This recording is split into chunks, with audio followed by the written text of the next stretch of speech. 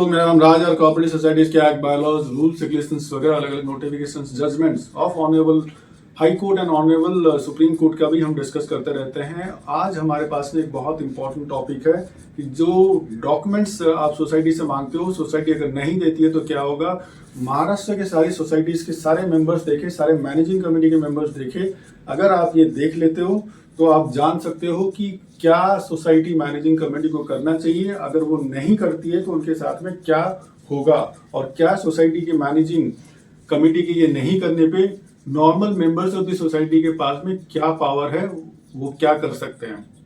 कई सारे इंस्टेंसेस में देखते हैं कि एक बार चुनाव खत्म हो जाने के बाद, आप मैनेजिंग कमेटी में चुन के आ जाने के बाद, सोसाइटी मैनेजिंग कमेटी के मेंबर्स, उसके सेक्रेटरी, चेयरमैन और ट्रेजरर अपने आप को राजा समझने लगते हैं, अपने आप को ऐसा समझने लगते हैं कि अब उनका कोई कुछ नहीं कर सकता, जो उनका मन करेगा वो करेंगे। सोसाइटी के लोग उनको अलग अलग रिक्वेस्ट डालते रहेंगे, लेटर डालते रहेंगे, अपनी रिक्वेस्ट्स के लिए, अपने जरूरत के लिए उनके पास में भागते रहेंगे और इनका जो भी मन करे वैसे वो करते रहेंगे। कई सारे इंस्टेंसेस में ऐसा होता है, कई सारी सोसाइटीज में ऐसा होता है कि बार बार आप लेटर डालते रहो, बार बार आप चीजें मांगते रहोगे तो भी सोसाइटी मैनेजिंग कमेटी महीनों तक, सालों तक आपको इंफॉर्मेशन नहीं देती है, आपको रिप्लाई नहीं करती है, आपको डॉक्यूमेंट्स प्रोवाइड नहीं करती है।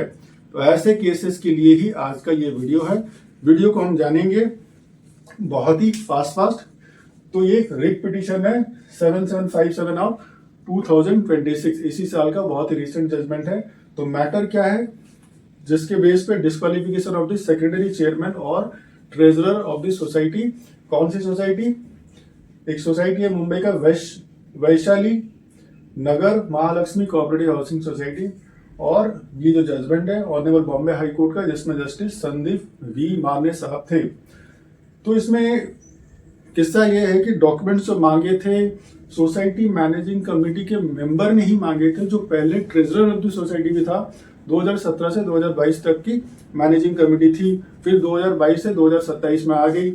ये जो साहब थे, ठीक है, संदेश वाइगनकर साहब, तो ये 2017 से 2022 में भी सोसाइटी मैनेजिंग कमेटी के मेंबर थे, और फिर उसके बाद 2022 से 2027 तो इन्होंने डॉक्यूमेंट मांगा। इनको क्या है कि व्हाट्सएप से भेजा गया, 3 ओनली मीटिंग्स का इनको इन्फॉर्मेशन था, जो कि इनको व्हाट्सएप से ही भेजा गया था। So he had WhatsApp notice for only 3 of those meetings. अब 2022 से लेके 2023 तक लगभग 12 से 13 जो मीटिंग है, इनमें से सिर्फ इनको 3 का इन्फॉर्मेशन था, 3 का इंटीमेशन था, बाकी इनको इंटीमेशन नहीं था। तो इन्होंने क्या बोला, इन्होंने बोला कि मुझे ये जो 1/4/2022 से लेके मार्च 2023 तक इसके जितने भी मिनट्स ऑफ जो मीटिंग है, ये 13 minutes of the managing committee की जो मीटिंग है, इसकी मुझे कॉपीज दे दो। अब उसको छोड़ के मुझे ये भी दे दो। इन्होंने इसके साथ में 200 रुपए का चेक लगा दिया, देखो ये पैसा मैं देता हूं और आप मुझे मिनट्स ऑफ द मीटिंग ये जो 12-13 महीने का दे दो। और सोसाइटी ने उस चेक को इनकैश नहीं किया, ना ही इनको इन्फॉर्मेशन, ना ही इनको वो डॉक्यूमेंट्स प्रोवाइड किया। फिर 8 अक्टूबर 2000, ये इन्होंने पहले 5 अक्टूबर 2023 में दिया, फिर 8 अक्टूबर 2023 को वाइगनकर साहब ने दूसरा एक लेटर डाल दिया। ये पूछा कि 200 रुपए का और मैं चेक देता हूं, और एक लेटर दे रहा हूं। इस लेटर में मैं क्या मांग रहा हूं कि मुझे वैसा एजीएम जो हो गया 24 सितंबर 2023 का, इसका मुझे अब सीडी रिकॉर्डिंग मुझे दे दो, ये भी मुझे चाहिए। और 200 रुपए का इन्होंने चेक दे दिया। सोसाइटी ने क्या किया, सोसाइटी ने उस चेक को एनकैश नहीं किया, और जैसे कि डॉक्यूमेंट्स उनको दे देना चाहिए 45 के डेज के अंदर, as per the section 154B8 के हिसाब से इन्होंने, सोसाइटी ने वो डॉक्यूमेंट नहीं दिया। ठीक है, अगर सोसाइटी ने इनको डॉक्यूमेंट्स नहीं दिया तो इन्होंने क्या किया, वाइगनकर साहब ने, इन्होंने फाइल कर दिया कंप्लेन सरकार का जो पोर्टल है उसके अंदर, सरकार संवाद के अंदर इन्होंने जाके वहां पे कंप्लेन फाइल कर दिया on the government of Maharashtra site के अंदर। ये फाइल करने के बाद फिर डिप्टी रजिस्ट्रार ने सोसाइटी को लिखा 20 नवंबर 2023 का कि भाई साहब इनको डॉक्यूमेंट्स दे दो। ठीक है, वैसे भी प्रोविजन है 154B8 के अंदर, तो इनको डॉक्यूमेंट्स दे दो।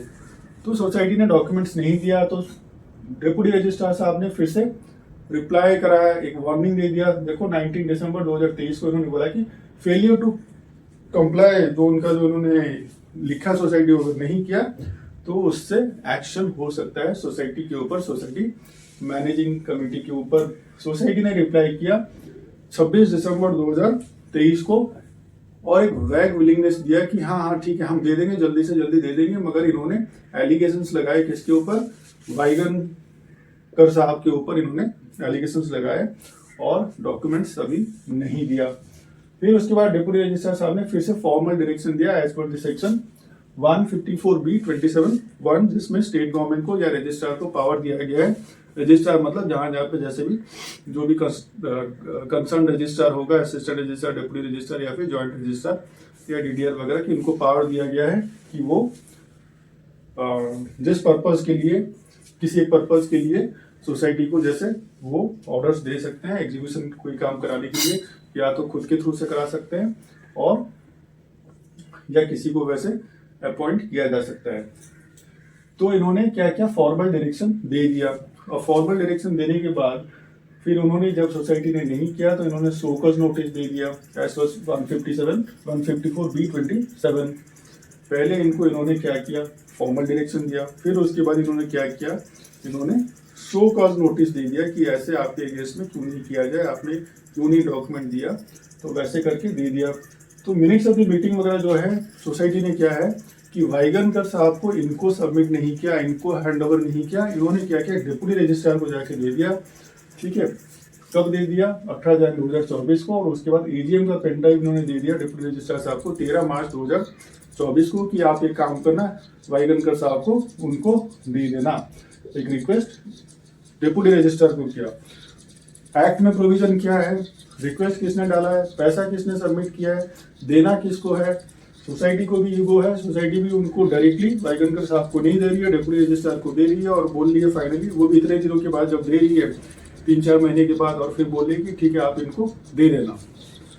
ऑलराइट, फिर उसके बाद एजीएम का जो रिकॉर्डिंग है, इन्होंने पहले तो डॉक्यूमेंट्स हैंड ओवर किए डिप्टी रजिस्ट्रार को, फिर उसके बाद एजीएम का जो भी रिकॉर्डिंग है इन्होंने 21 जून 2024 को वाइगनकर साहब को हैंड ओवर किया डिप्टी रजिस्ट्रार ने, और जो कमेटी के मिनट्स ऑफ द मीटिंग है वो 15 अक्टूबर 2024 को हैंड ओवर किया from the deputy registrar to Waigankar साहब।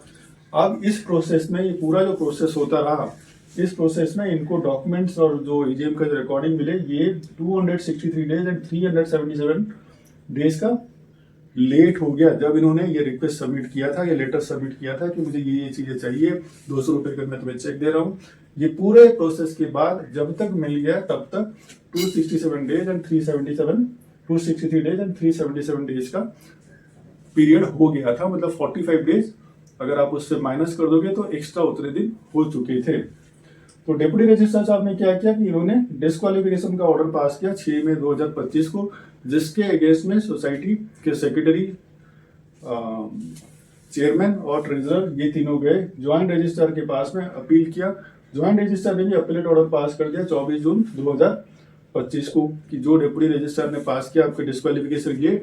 डिप्टी रजिस्ट्रार ने 4 बार रिमाइंड किया है, 4 बार अलग अलग लेटर के थ्रू में, अलग अलग शो कॉज नोटिस के थ्रू में, फॉर्मल डायरेक्शन के थ्रू में और 2 अलग लेटर्स के थ्रू में, 4 ऐसे इंस्टेंसेस में मौका दिया गया सोसाइटी को और सोसाइटी ने नहीं किया था, कंप्लाई नहीं किया था। तो ज्वाइंट रजिस्ट्रार साहब ने भी बोला कि ठीक है, इन्होंने डिप्टी रजिस्ट्रार ने जो भी ऑर्डर पास किया था उसको अपहेल्ड किया, वो वैसे ही रहेगा, आपका डिस्क्वालिफिकेशन बनता है, और सेट डिसाइड कर दिया कि इसको ऑर्डर तो पास किया मगर साथ में जो वाइगनकर साहब ने जो मांगा था कि इनको डिस्क्वालीफाई तो किया जाए और साथ में उनको वहां पे एडमिनिस्ट्रेटर भी अपॉइंट किया जाए। तो ज्वाइंट रजिस्ट्रार साहब ने नहीं, एडमिनिस्ट्रेटर वहां पे अपॉइंट करने की जरूरत नहीं है, जो मैनेजिंग कमेटी वो तो रहेगी, मगर सेक्रेटरी, चेयरमैन और जो ट्रेजरर है इनको डिस्क्वालीफाई करने का अपहेल्ड किया। फिर उसके बाद मैटर पहुंचता है मिनिस्टर ऑफ कोऑपरेशन। जैसे हायरकी देखो जैसे बढ़ते जा रहा है, deputy registrar, joint registrar, minister of cooperation. अब अपील गया मिनिस्टर ऑफ कोऑपरेशन के पास में, सेक्रेटरी, चेयरमैन और ट्रेजरर ऑफ द सोसाइटी ये वहां पहुंच गए। सचिव जो है, खाजिनदार जो है, अध्यक्ष जो है सोसाइटी के, ये पहुंच गए अभी मिनिस्टर ऑफ कोऑपरेशन के साथ पास में, वहां पे अपना अपील लेके। और मिनिस्टर ऑफ कोऑपरेशन ने भी डिसमिस कर दिया जो रिविजनरी इनकी जो एप्लीकेशन थी, इसको डिसमिस कर दिया 21 अप्रैल 2026 को। फिर अभी ये पहुंच गए ऑनरेबल बॉम्बे हाई कोर्ट में कि देखो ऐसा ऐसा है तो हमारा डिस्क्वालिफिकेशन नहीं बनता है। सारी दलीलें वगैरह उन्होंने वहाँ पे ली रखी और वहाँ पे finally honourable Bombay high court ने उस रिट पिटीशन को, जो रिट पिटीशन नंबर 7757/2026 है, उसको खारिज कर दिया, उसको डिसमिस कर दिया और पिटिशनर्स को disqualification under section 154B23 1 and 2 उस बेस पे देखिए 154B23 1 2 अगर आप देखोगे उसके अंदर जैसे प्रोविजन है, पहले तो जो स्टेट गवर्नमेंट या रजिस्ट्रार है ऐसी चीज़ों को एक्सरसाइज कर सकता है। अगर ऐसी चीज़ एक्सरसाइज अगर कुछ फॉर्मल ऑर्डर देने के बाद भी सोसाइटी नहीं कर रहा है तो स्टेट गवर्नमेंट या रजिस्टर खुद करवा सकता है और जो करवाएगा, जो खर्चा होगा वो सोसाइटी से वसूली किया जाएगा, जो या फिर जो कंसर्न ऑफिसर्स रहेंगे, कंसर्न पदाधिकारी रहेंगे सोसाइटी के, उनसे भी वसूली किया जा सकता है, जैसे सेक्रेटरी, चेयरमैन या ट्रेजरर। उसको छोड़ के अगर आप डिस्क्वालिफिकेशन के क्लॉजेस वगैरह देखोगे तो ये हम जो बात कर रहे हैं ये 23(1)(2) की बात कर रहे हैं जहाँ डिस्क्वालिफिकेशन की बात हो रही है, और जहाँ पे हम 127(1 and 2) की बात कर रही है जहाँ पे स्टेट गवर्नमेंट या रजिस्ट्रार की पावर की बात हो रही है। तो जब ये दोनों मिक्स करके हम पढ़ रहे हैं तो इसका मतलब आपका डिस्क्वालिफिकेशन तो बनता ही है, प्लस जो रजिस्ट्रार जो ऑर्डर पास कर रहा है उसकी वैलिडिटी भी बनता है, डिस्क्वालिफिकेशन भी बनता है, और 5 साल के लिए उनको बैन किया जाएगा जिस डेट से ये ऑर्डर पास हो रहा है। जब से जैसे कि डिप्टी रजिस्ट्रार का ये ऑर्डर पास हो रहा है तो 5 साल वहां से आपका बैन भी होगा। आप सोसाइटी के किसी भी पद के लिए, ठीक है, सोसाइटी मैनेजिंग कमेटी के अंदर किसी पद के लिए ना आपका कोऑप्शन हो सकता है, ना आपका अपॉइंटमेंट हो सकता है, ना आपका नॉमिनेशन हो सकता है, ना ही आपका इलेक्टेड होके उस पद में आना हो सकता है। फिर उसके बाद 5 साल के लिए आपका इसको छोड़ के बैन हो जाएगा इन पदों में आने के लिए, डिस्क्वालिफिकेशन होगा, 5 साल के लिए आप बैन भी हो जाओगे। और मतलब ये कितनी बड़ी बात है, इतनी छोटी सी चीज के लिए आपको डॉक्यूमेंट्स देना चाहिए था, 45 डेज के अंदर देना चाहिए था, आप काफी दिनों के बाद दे रहे हो, गोल गोल देने की कोशिश कर रहे हो। तो ऐसे चीजें नहीं करना है। जो लॉ है, जो एक्ट है, जो बाईलॉज की जो प्रोविजन है, एक्ट के प्रोविजन है, उसको फॉलो करना है। और डॉक्यूमेंट्स जो सोसाइटी ट्रांसपेरेंसी रखने में क्या इश्यू है, अगर कोई कुछ चीज मांग रहा है सोसाइटी का, उन्हीं के पैसे से सोसाइटी चल रहा है तो उनको वो डॉक्यूमेंट्स दे देना है, बहुत सिंपल है। तो किसी भी सोसाइटी में सेक्रेटरी, चेयरमैन, ट्रेजरर और बाकी मैनेजिंग कमेटी के मेंबर्स ये ध्यान रखें, अगर आप डॉक्यूमेंट्स नहीं देते हो, उसकी वैलिडिटी है और एक्ट प्रोविजन के अंदर आप बैठ जाते हो तो आपका डिस्क्वालिफिकेशन आपका बनेगा और 5 साल के लिए आपको सोसाइटी मैनेजिंग कमेटी में आने के लिए बैन भी किया जा सकता है। तो ऐसे ही कोऑपरेटिव सोसाइटीज के अलग अलग प्रोविजंस को जानने के लिए आप साथ में जुड़े रहिए। आप सबका बहुत सारा धन्यवाद।